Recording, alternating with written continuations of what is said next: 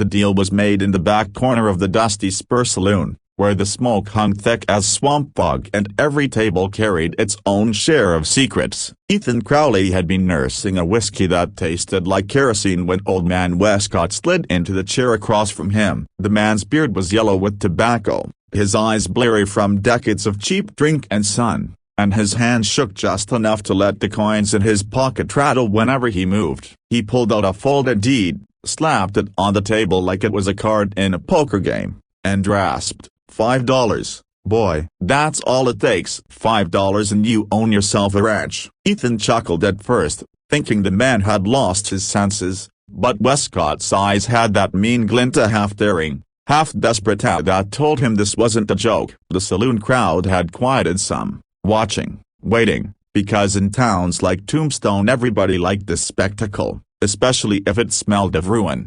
Ethan leaned forward, calloused hands curling around the glass. He was not a man who rushed into things, not anymore. The war had taught him the cost of haste, the echo of cannon fire, the blood and mud, the silence of boys younger than him who would never draw another breath. Out here in the Arizona territory, he had been searching for something solid, something untouched by the war's shadow. A patch of land, a place to put down roots. And though $5 sounded like the kind of trick that came with hidden teeth, something in him stirred. Maybe it was pride, or maybe it was the gnawing hunger of a man tired of drifting. "What's wrong with it?" Ethan asked, his voice low, steady. Westcott spat into the sawdust and smirked. "Nothing but sand, thistles, and a shack that'll fall if you lean on it. Ain't no water but what the sky gives, and the fences are as crooked as the devil's grin. But it's yours for the price of one bottle of rot gut. You want it or don't you?" The room rustled with laughter,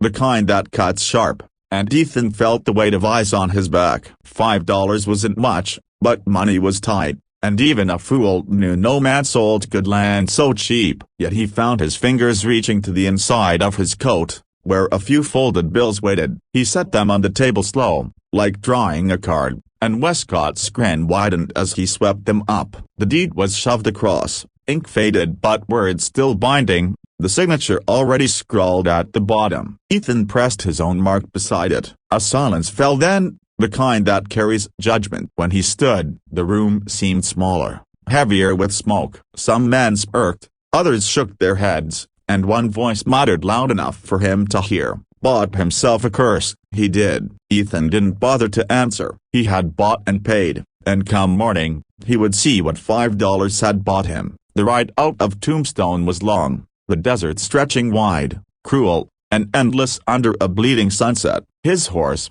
a bay gelding scarred from old battles, plodded steady along the rutted trail. Sagebrush rolled across the flats, dust swirled up like ghosts, and the wind carried the faint howl of coyotes. Ethan had seen desolation before, but there was something in this land that spoke of old bones buried shallow, of stories untold. He rode with his hand resting near his revolver, though there was no sound but the creak of saddle leather and the distant cries of night. By the time the moon rose pale and watchful, he reached the boundary of his new ranch. A split-rail fence leaned like a drunkard, half-rotted posts barely clinging to the earth. Beyond, the outline of a house crouched against the desert, roof sagging, windows black and hollow. It was no homestead, it was a corpse of one, abandoned and left to rot. Ethan dismounted, boots sinking into the dust, and approached. The silence was too deep, the kind of silence that hides something. He pushed open the door. The hinges wailed like some dying thing,